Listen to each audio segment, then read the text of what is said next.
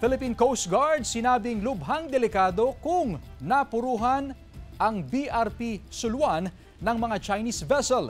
Tutukan sa report.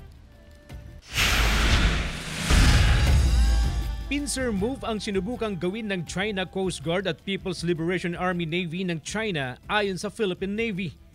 Pero imbes na maipit ang barko ng PCG, nagbangga ang dalawang barko ng China. Sabi ng PCG, lubhang delikado kung ang BRP Suluan ang napuruhan ng mga barko ng China.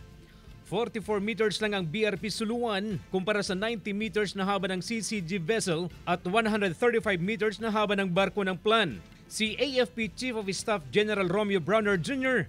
kumbinsidong balak talaga ng mga barko ng China na banggain ang BRP Suluan. Kitang-kita doon yung aggressive na tactics ng China, no?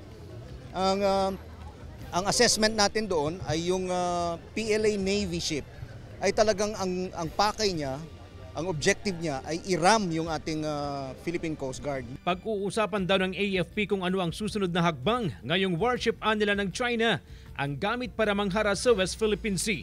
Ang Department of Foreign Affairs inihahanda ang proseso ng paghahain ng diplomatic protest dahil sa panibagong insidente ng panghaharas. We are of the view that this is a situation whereby we have to be more careful, that we still go back to the process of whereby diplomatic dialogue and